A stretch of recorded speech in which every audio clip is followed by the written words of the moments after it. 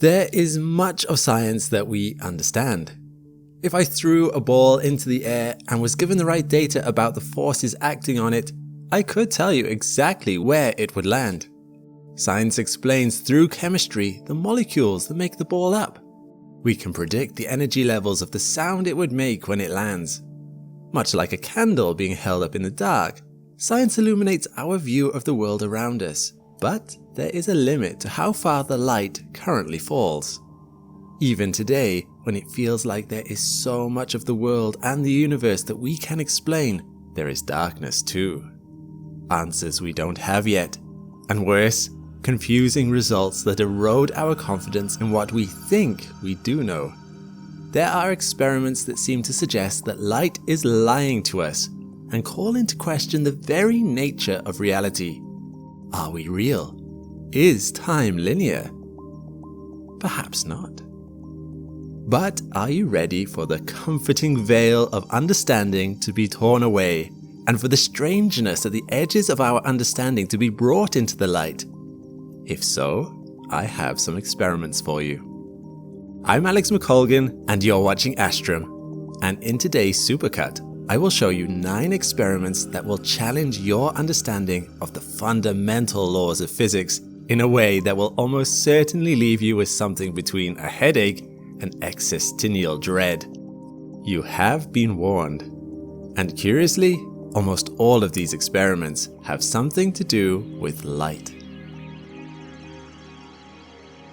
Light is so much stranger than you might think.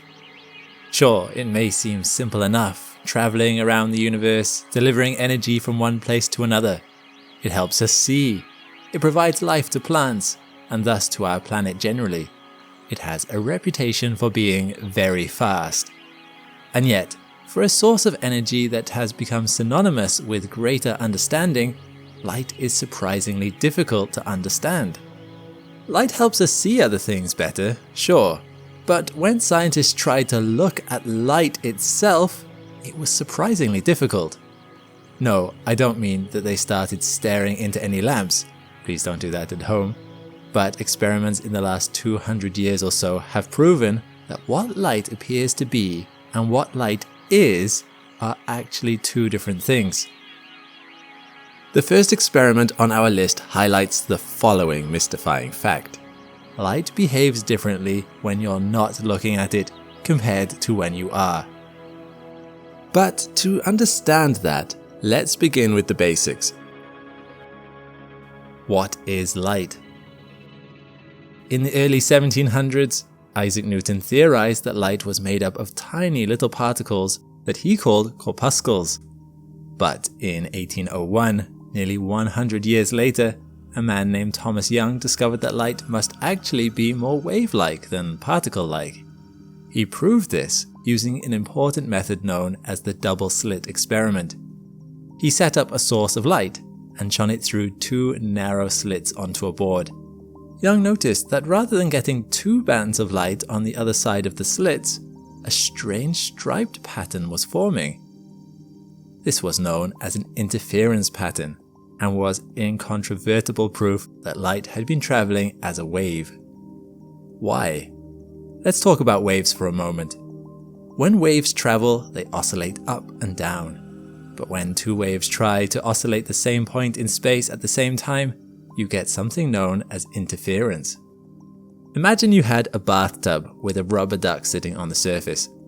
2 waves reach the duck at once. One wave tries to raise the duck up. At the exact same time, the other wave tries to drop it down. What happens? Provided the waves are of the same magnitude and are perfectly out of phase, they will cancel each other out, and the duck would not move at all. This is called destructive interference. Similarly, if the waves both tried to raise the duck up at the same time, the duck would be raised twice as high. This is known as constructive interference. Because waves tend to expand in a circle, 2 waves next to each other will start to both constructively and destructively interfere with each other. Here are 2 waves in water. See these lines? These calmer patches are where the waves are cancelling each other out. This is the effect we see with light travelling through the 2 slits. As the light from one slit propagates, it cancels out the other wave of light at certain points, creating the interference pattern that Young noticed on the board. So the mystery was solved. Light was a wave and not a particle. Except, there is more to this experiment than meets the eye. Let's fast forward another 100 years to 1905. Scientists around this time had become puzzled by something known as the photoelectric effect. It turned out that when you shone a light on a metal surface, electron-like particles were coming off it.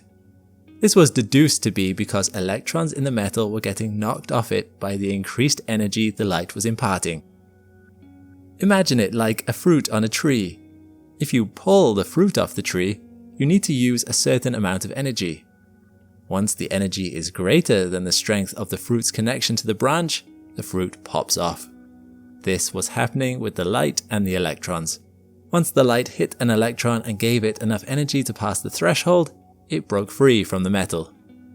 However, what surprised scientists was that if you increased the intensity of the light, they had expected the electrons to be knocked away faster. If you pulled the fruit off the tree harder, it would come off faster. More energy equals more departing kinetic energy. However, this did not appear to be the case. Instead, increasing the frequency of the light increased the velocity of the departing electrons. The intensity of the light didn't affect the departing electron's velocity at all, but did affect the quantity of electrons being emitted. It was a bit of a puzzler. Albert Einstein was the man who solved the puzzle. He deduced that light must be traveling in little packets of energy, so sending more of them, increasing the frequency, was the only way to increase the energy going to the electrons. He called these packets photons, and later earned a Nobel Prize for his work. Light, it seemed, was more like a particle again. Or both a wave and a particle at once? Of course, even this is not the full picture. To be honest, we aren't completely sure about the full picture even now. Instead, we have more results that are contradictory. Let's go back to the double-slit experiment. Armed with the knowledge of photons, physicists once again took a look at the double-slit experiment. Experimental techniques had improved in the last 100 years, and it was now possible to emit a single photon of light at a time. So, the double-slit experiment was done again. This time, only a single photon would be sent through the slit onto a detector on the far side. When this was done, the detector registered the arrival of the photon at just a single point. So, light was behaving like a particle again. But then, why had it interfered with itself in the previous version of the experiment? Scientists had an idea. They sent through multiple photons, one at a time, and plotted the result on the detector. And this is where the result became really strange. Once again, the detector started seeing the photons arriving at single points, one at a time.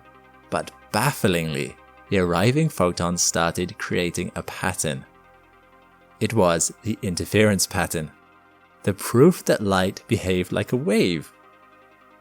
But strangely enough, this was only occurring when a single photon was going through at a time.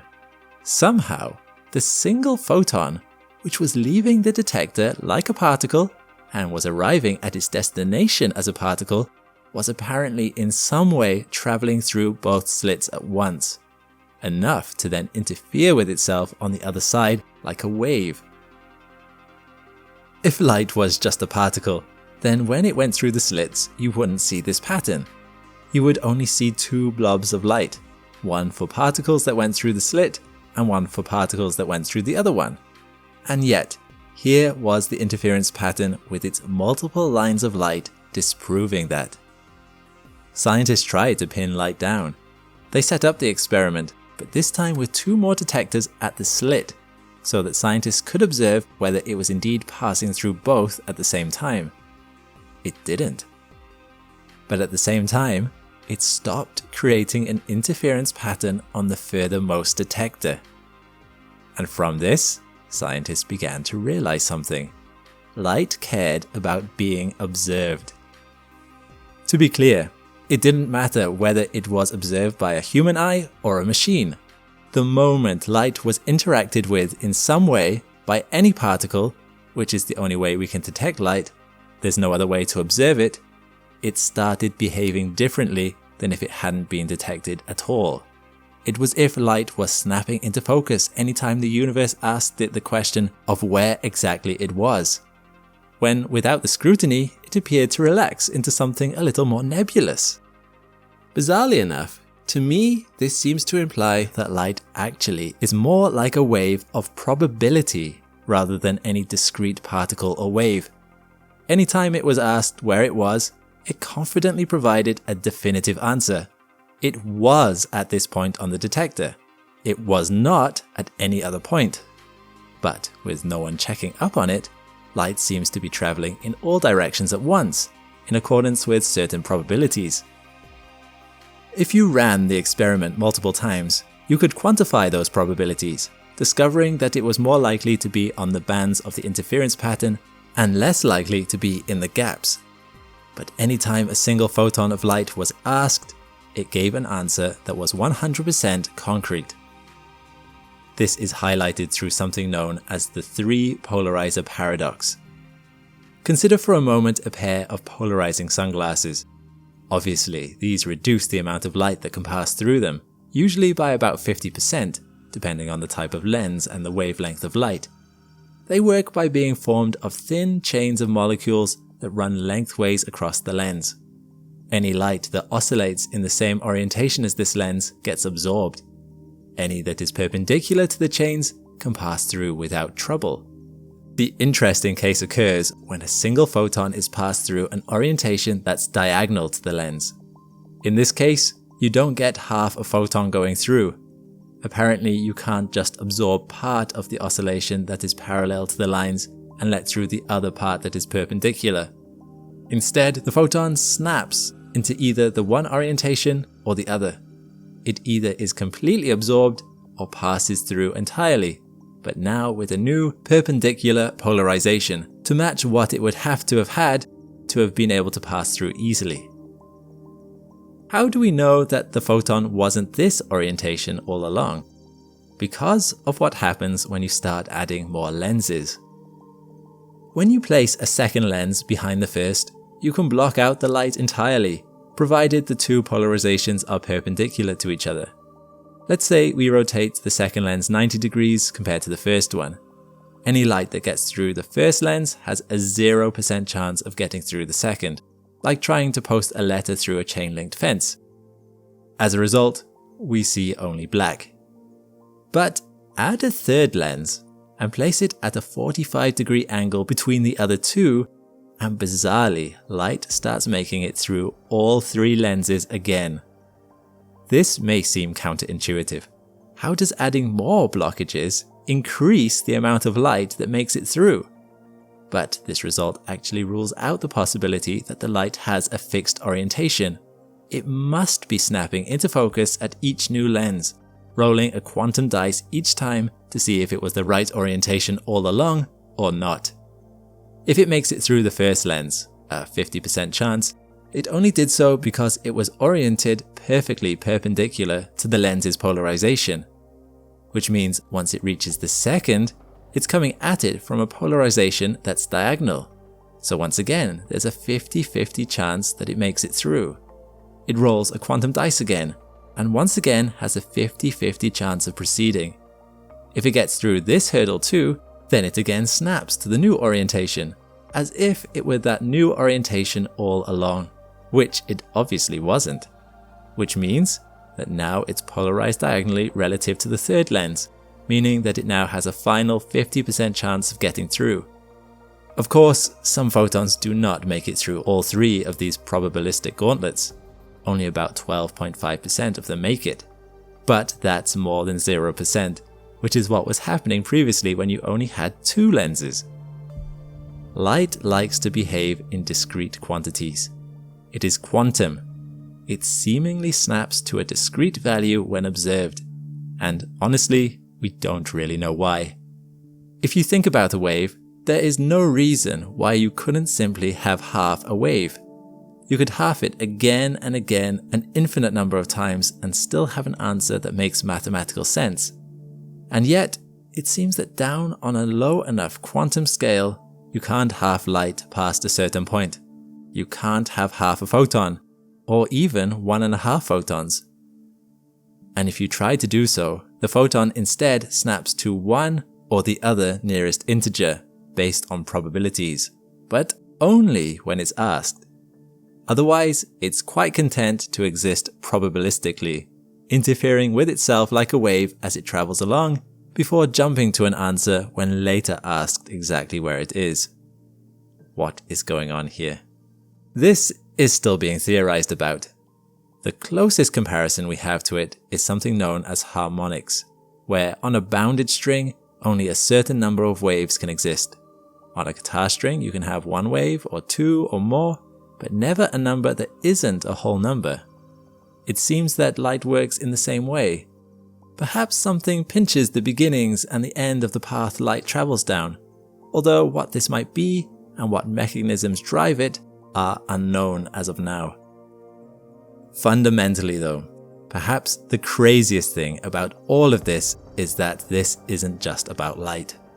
Although we focused on light behaving like a wave and behaving probabilistically, all particles of matter do the same.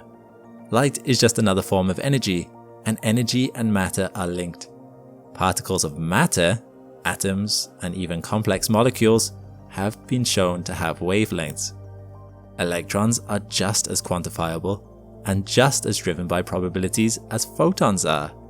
We are apparently all driven by probability if you scale things down small enough. So what is everything truly made of? What makes up energy and matter that causes it to behave in the way it does? What is going on under the hood of reality? Why is the universe behaving different when looked at compared to when not? And what does it imply to think that even you are on some level probabilistic? What this all means is anyone's guess. The person who figures it out will be the Einstein of our time. But for now, all we can say is that when it comes to reality, it seems the universe is playing dice. You and the world around you might be a lot less certain than you might have thought. So completes our first few experiments highlighting the strangeness of light. Take a breather for a moment. Give your brain a chance to unknot itself. From here on, it's only getting weirder. If there's one thing I've learned about light, it's that for unthinking energy, light seems to love messing with us. As I just showed you, scientists debated about whether it was a particle or a wave, because it keeps exhibiting elements of both, seemingly unable to settle. Bizarrely, it behaves one way when you're looking at it, but a different way when you're not. But at least its speed is consistent. Light travels at the speed of light. No matter your frame of reference, that one thing remains the same. I have some bad news for you. It turns out the constancy of light speed might not be right either, and the next few experiments I'm about to show you proves it. Light might go slower than physics would predict in certain circumstances. And no, I'm not just talking about light slowing down in denser mediums like glass, although that's what I originally intended this video to be about. We have an explanation for that. I'm saying that in some circumstances, light seems to travel a path through time and space that has it either going slower or faster than the speed of light, even if dense mediums aren't present. But the really weird thing is that it ends up at the same destination in space and time anyway. Let me show you what I mean. Light travels at 299,792,458 meters per second. According to relativity, this is the only speed light can travel at, and interestingly, seems to stick to that number regardless of your frame of reference. Two people could be traveling through space, one at 1% the speed of light and the other at 50% the speed of light, But if they both look at the same beam of propagating photons, they will see them traveling at the same speed. Time and distance would seemingly rather warp than allow you to see anything other than light traveling at light speed. Of course, when scientists say this, they are only talking about light traveling in a vacuum. We've known for a long time that as soon as you get matter involved, light gets bogged down and travels slower. Light traveling in air only goes at 299,705,000 meters per second, a full 87,458 meters per second slower than light in a vacuum. Light in water goes around 225 million meters per second. Light going through glass caps out at around 200 million. The reasons for this are intriguing but fairly well understood, and certainly not physics breaking. When light travels through matter, its constantly waving electromagnetic fields gets the electrons within the matter to start moving, like ships bobbing on water. But as electrons moving up and down also generate an electric field that in turn creates a magnetic field, a second light wave is created by these moving particles that crucially overlaps the waves of the original light, albeit one that waves at a slightly different pace to the original light. Exactly what speed varies depending on the material. When two waves meet, they interfere with each other. They take an average, sometimes interfering constructively to build each other up, and sometimes working against each other. So when you take the grand total of all the ups and downs of each wave, you actually end up with a new wave, one that travels at a different speed to the other two, and one that goes slower than the speed of light. Eventually, this propagating wave can reach the edge of the blocking material, and without those electrons interfering anymore, you're left with just the original light again, which is then free to travel along its original path again, at its original speed, as if nothing had ever happened. Scientists have had a lot of fun with this concept over the years. Researcher Lene Howe at Harvard in 1999 was able to slow down light to an astonishing 61 kilometers per hour by sending it through a cloud of sodium atoms that had been cooled to 1 billionth of a degree above absolute zero. 2 years later, Howe managed to slow down light speed to 0 before warming up the cloud and sending it on its way again. You might find that result surprising. However, strange things have happened in the opposite direction too. In 2000, researchers at the NEC Research Institute in Princeton, New Jersey, sent a pulse of light through a cloud of cesium atoms. Alarmingly, when they tried to see how quickly the pulse exited the cloud, it seemed that it exited before it had entered. While this might appear to mess with causality, how can you leave a building before you go inside it after all? Fortunately, there was a simple explanation that saved us from creating too many paradoxes. Although the light pulse traveled faster than light, the light itself did not. This was more an optical illusion than a refutation of Einstein's relativity. Let's take a closer look at a photon of light. As Einstein showed us, each photon represents a tiny packet of waves, moving up and down.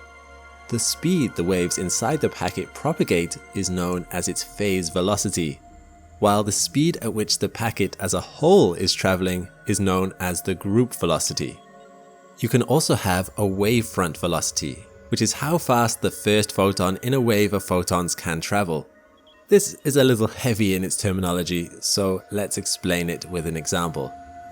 Think of a crowd of people doing a Mexican wave. The wave that the people are doing is the phase velocity. You can see the wave traveling along through the crowd.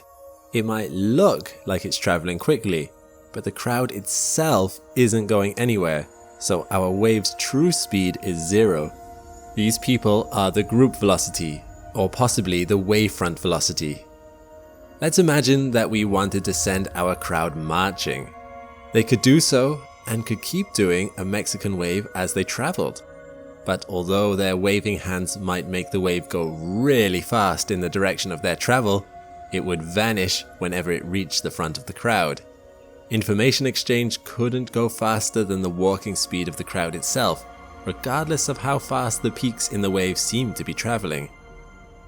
Einstein in relativity never claimed that phase velocity couldn't exceed light speed.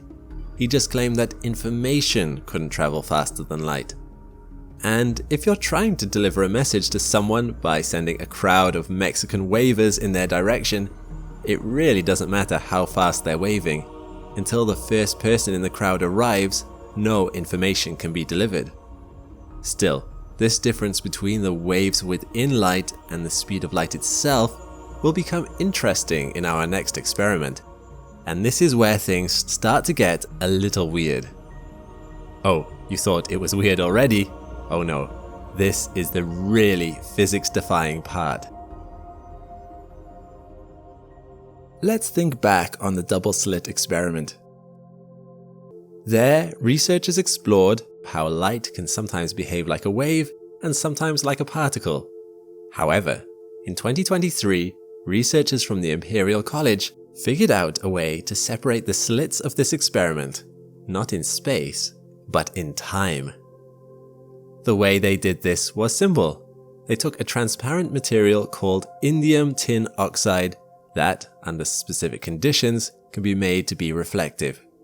Indium tin oxide is the stuff they use in most mobile phone screens. They fired a laser at it, and then rapidly changed the material from transparent to reflective and then back again. This left only a slim window, a few femtoseconds, where the laser was reflected. They called this a time slit. They recorded what the laser looked like after it had been reflected, and found that its frequency had spread out a little bit in the process, but other than that, nothing too crazy had happened. The weird thing was what happened when they sent two laser pulses through these time slits in rapid succession. The position of the emitter, the mirror, and the receiver remained the same. The only thing different was the time the lasers went through. Oddly enough, when two went through, an interference pattern happened. This was not an interference pattern in the same sense as with the regular 3D space double-slit experiment though. This was an interference pattern that had affected the laser's frequency. Certain frequencies of light within the laser faded out, exactly in line with the way intensity faded out in the regular version of the double-slit experiment. To visualize why this might be happening, let's draw out this experiment in regards to time. The time-slit experiment can be drawn in a similar way to the double-slit experiment, except we are going to need to visualize the change in the experiment over time. To do that, let's create a 4D graph where space is along the x-axis and time is along the y-axis. This is easy enough to do, it just looks like this. The photon leaves the emitter to the left, hits the time slit, is reflected, and arrives at the receiver. I've drawn this as a continuous line just to make things simpler later, but the idea works just as well either way. Later, a second photon is released from the emitter. It reflects and arrives at the receiver at a slightly later time, represented in how it takes place higher up, further into the future on our time graph. If light behaved normally, traveling along at the speed it was supposed to go at, this would be the end of it. Instead, light is interfering with itself. This means it must be traveling along a path that takes it through the other slit as well as its own. This is the only way that light could come in with the pattern that we see. And just like in the double slit experiment, it's likely happening on the other side of the slits too. As for why it's frequency and not intensity that's being messed with here, think about the implications of what you might see if light did indeed come in at a different angle like this. Photons come in little packets of waves, as I've previously mentioned. Now look at what happens if you change the angle at which those waves arrive. Here's how it normally might look. I've added a black timeline here and have highlighted every time the receiver receives a new peak in the wave. Here's what happens when you alter the direction of the wave's arrival. Suddenly, the peaks are coming in much more frequently. The frequency of a wave over time is very much connected to the color we perceive light to be. Lower frequency light is redder in color. Increasing the frequency shifts light's color towards blue. So this color variation makes sense. What makes less sense is what's going on with the paths this light is taking through time. Remember, the straight lines we started with represent the 299,792,458 meters per second that we see light traveling. So what can we say about the photons that are traveling along these paths? For some parts of their journey, they are traveling slower than the speed of light, taking more time to arrive at a destination that's the same distance away. And yet, for other parts of their journey, they are traveling faster than causality ought to allow. From their perspective, they are traveling backwards in time. As a reminder, these two emitters on the left are actually the same one, just at different points in time. The same for the receivers on the right. It is a mind-bending result. And yet, according to the results of this experiment performed by a research team at the Imperial College in London, this is what is occurring. The implications of this are startling. Light always travels the path of least time, the route that allows it to arrive at its destination along the path closest to 299,792,458 meters per second, the fastest anything in the universe apparently can go. And yet, it seems to me, in its efforts to locate exactly what path that might involve, light is testing the waters, putting out feelers that check to see if other paths, and seemingly other paths through time itself, might present a more viable solution. These feelers are interfering with photons that travel alongside it, but also with photons that travel a little ahead or behind it in time. To be clear, we never actually detect photons taking any of these other paths. We don't see photons coming in from the future. We never see photons traveling slower than the speed of light, provided there is no supercooling gases providing an explanation for why they slow down. And yet, for interference patterns to occur, to at least some extent, light must be trying out alternative routes through time. Perhaps it's like lightning, testing many different directions to find the optimal path for its destination before finding the one that works and collapsing down that path in one giant boom, all other feelers vanishing and collapsing. Or perhaps some other phenomenon is at play. Who can say? For now, all we know is that light has proved once again that it doesn't play by anyone's rules. At least, not rules that we can figure out. Again, now might be a good time to pause and reflect. This experiment we just saw hints that not everything in the physics world goes through time the way we might expect. Light might be playing a little fast and loose with the linear nature of reality. We are comfortable with causality, with the idea of things happening one after the other, and things in the past influencing things in the future, rather than the other way round.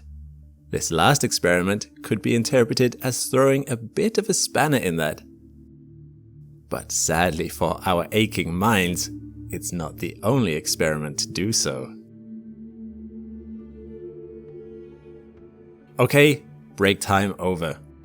Can information travel backwards in time? It's the sort of thing that would be really useful if it were true. You could tell your past self not to eat that burrito that didn't agree with you, or you could reveal to yourself the winning lottery numbers. But it just doesn't happen. The resulting paradoxes alone would make the whole thing laughable. In our universe, time always seems to flow in one direction, forward.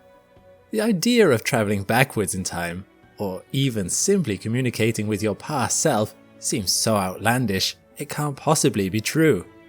So, why is it that on the quantum level, information seems to be doing just this? Alex, stop, you might be saying.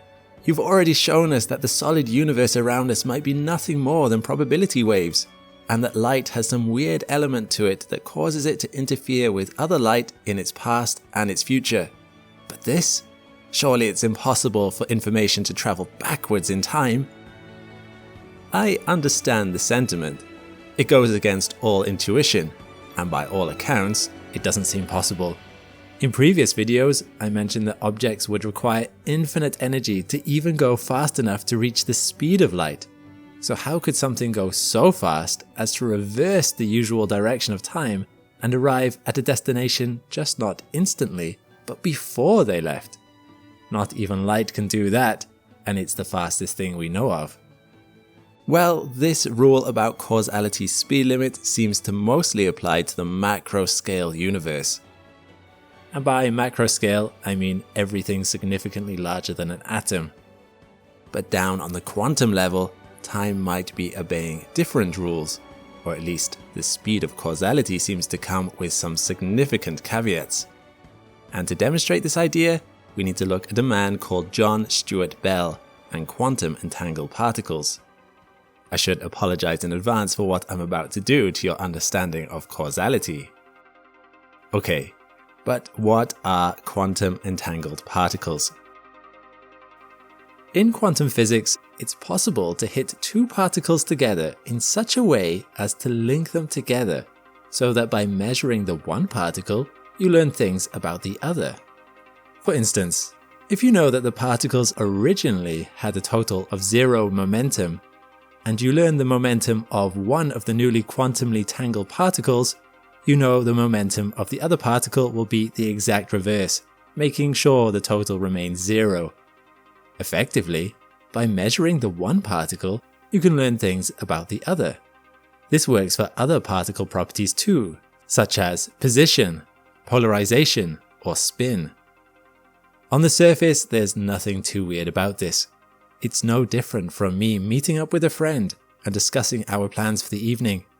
We agree to go out, and we agree that I will pay for the evening and my friend won't. Then, no matter how far we go on our night out, or even if at some point separate, I know I will be paying and my friend will know that he won't. This is how Einstein thought it worked, only it turned out that Einstein was wrong. Because as it happens, me and my friend did not discuss in advance who would be paying. And the strangest of all, we still both agree with each other anyway, 100% of the time, no matter how far apart we are.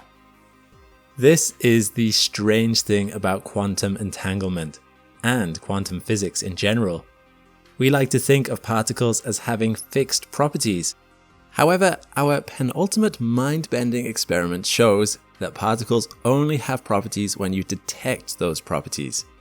Yes, it's like the double-slit experiment again, only that was focusing on a photon's position. It seems that particles are also kind of vague about the whole properties thing, instead only relying on probabilities as defined by a quantum wave equation. This doesn't make sense intuitively. Looking at a thing shouldn't be what gives it properties, right? Well, how would you know? If a tree falls in the woods, does it make a sound? According to quantum physics, not necessarily. Let's talk about the Bell experiment. The maths for this is pretty complicated, but bear with me, it's worth the ride. The experiment was first conceptualized by John Stuart Bell, who wanted to know if particles really did have secret properties that they carried around with them, known as hidden variables, or whether they really were making some of it up on the spot. He noticed an interesting mathematical fact about the spin of particles. Before we go any further, I should probably mention that quantum spin isn't the same as normal spin. Misleadingly, quantum spin actually defines whether a particle is influenced, pushed or pulled, by a magnetic field. The name isn't important, but it is important to note that these particles aren't actually spinning, and so can have different spin values in almost any given direction. Now, let's take two quantum entangled particles, and let's say that we've arranged it so that their spin adds up to a total of 0 between them.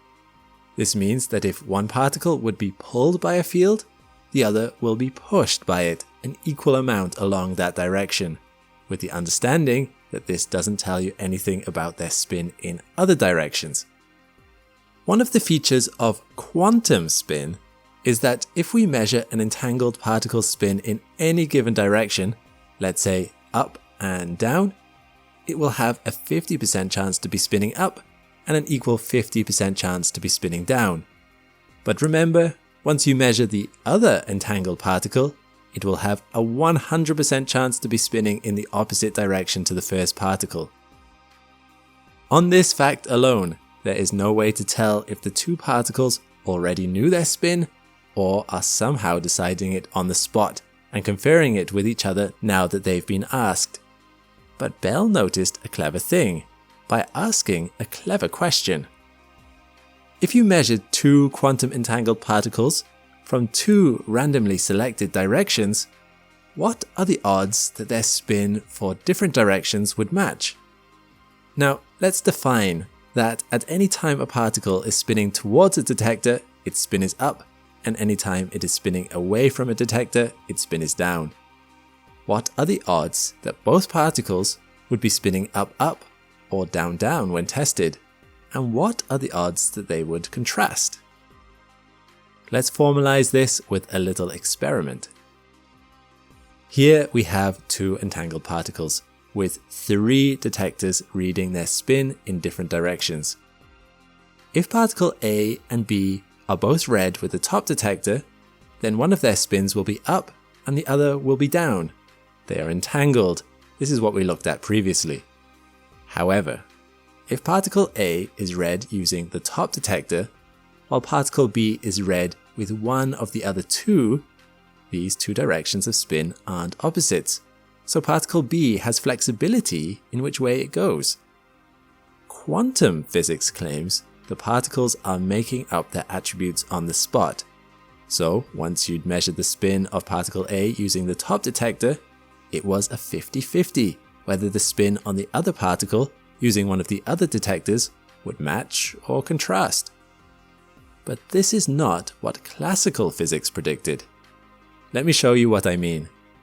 Classical physics claims that particles each carry around secret information defining their spin in any given direction. So, for our three tested directions, each particle would have a value already.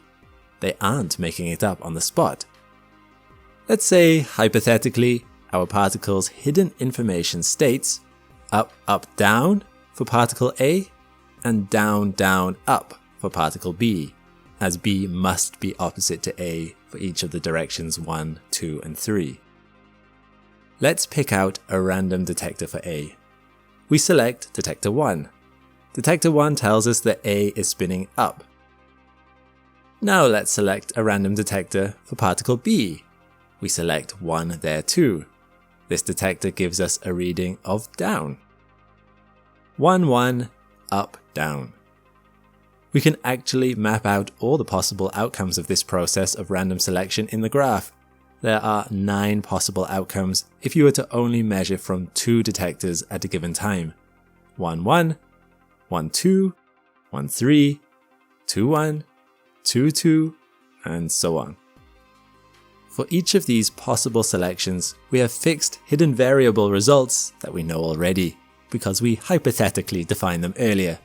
Let's fill them in now. Of course, if you detect particles using the same detector on both particles, you'll get a contrasting result because they're entangled. But we're not interested in these results. Classical physics and quantum physics both agree on this, so let's remove them. What are the odds that 2 different detectors for particle A and B will see the same result, and what are the odds they'll differ? Remember, quantum physics expected it to be 50-50. Particles are making up their values on the spot, and so it's perfectly random which they'll choose, as they aren't confined by the opposites rule here. But in this table, classical physics says that contrasting results only happen a third of the time. The other times, they're either both up or both down. If we do this many times, assigning different directions each time, and ignore exceptions, for instance, where the spins of the particles are all up or down, once you crunch the numbers, the important thing to take from all of this is that according to the maths, classical physics predicts a matching outcome 55% of the time, while quantum physics continues to simply predict 50%. Pretty table be damned. This percentage difference was the key. By quantumly entangling particles and running this test over and over again, you could now see which percentage was correct. And it turned out the winner was quantum physics. Particles were just apparently making up their spin results on the spot, which is spooky.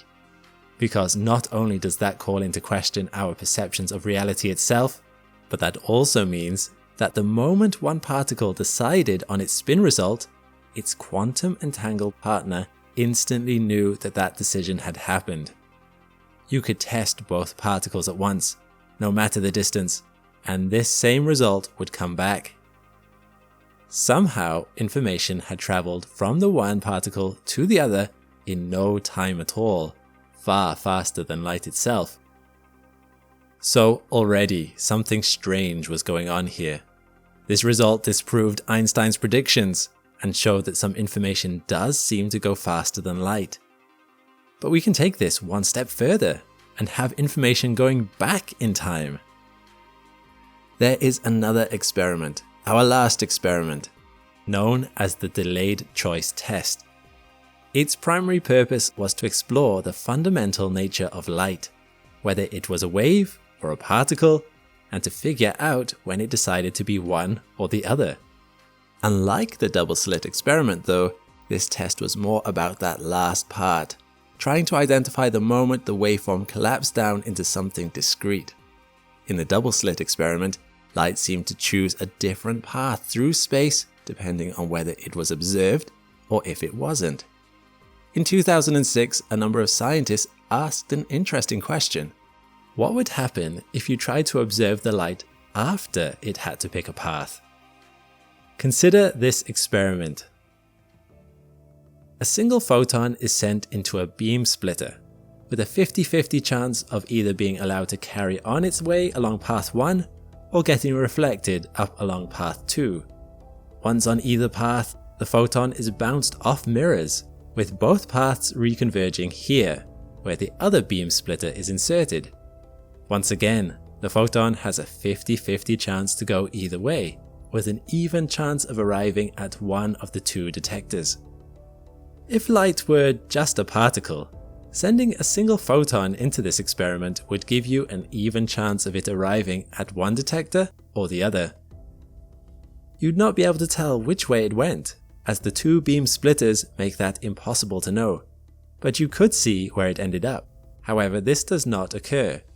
When the second beam splitter is present, the light produces an interference pattern, indicating that the single photon went down both paths, ultimately bumping into itself before moving on to both detectors.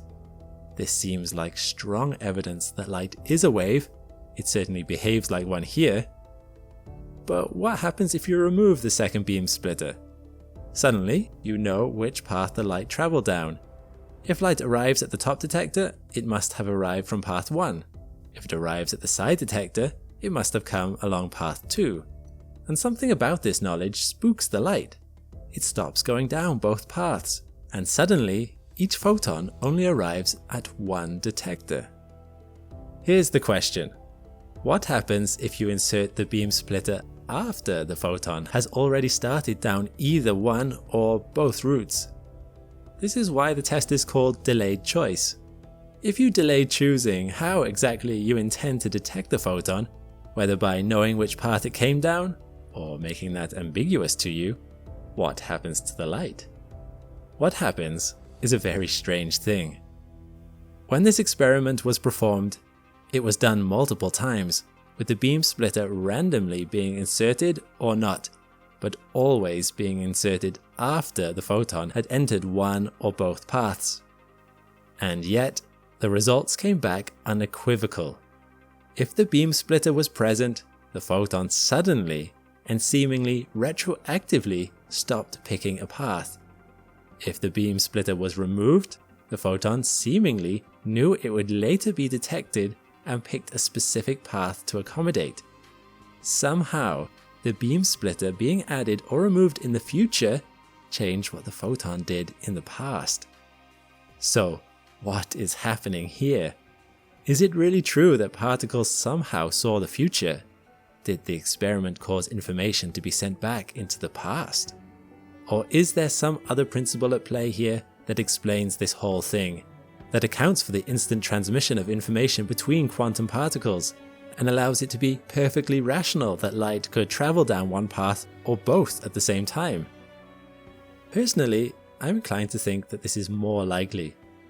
We clearly don't understand what is happening here, but it must be admitted, if we don't understand what is happening, there's nothing to say that causality isn't being ignored. In some way, maybe on the quantum level, time really is more fluid than it is up here in the larger universe. Maybe space and time simply do not apply down there. And maybe one day, someone will be able to come up with a theory that allows all these strange phenomena to finally make some sense. Until then, we'll just have to keep asking the same question. Can information travel backwards in time? Until then, we'll just have to all agree on one thing. Quantum physics is strange. Thanks for watching. If you enjoyed this supercut, be sure to check out my others in this playlist here. And a big thanks to my patrons and members. If you want your name added to this list too, plus a bunch of other perks, you can support the channel using the links in the description. All the best, and see you next time.